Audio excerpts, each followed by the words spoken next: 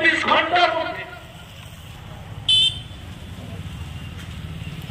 Police একজন আসামিকে গ্রেফতার করতে সক্ষম হলেন।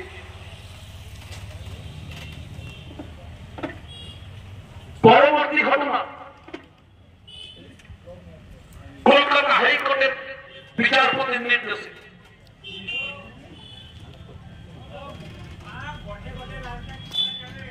এই ঘটনার তদন্তের ভার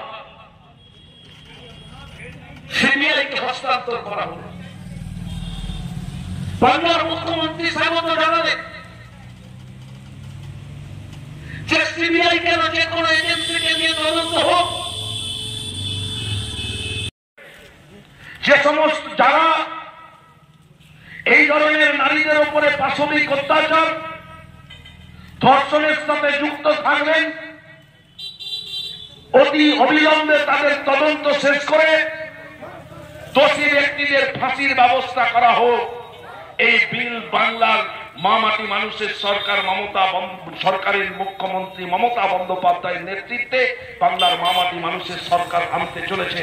ভারতবর্ষের মধ্যে নজিরবিহীন দৃষ্টান্ত স্থাপন করতে চলেছে বাংলার জননেত্রী দেশনেত্রী মমতা বন্দ্যোপাধ্যায়। আজকে বিরোধীরা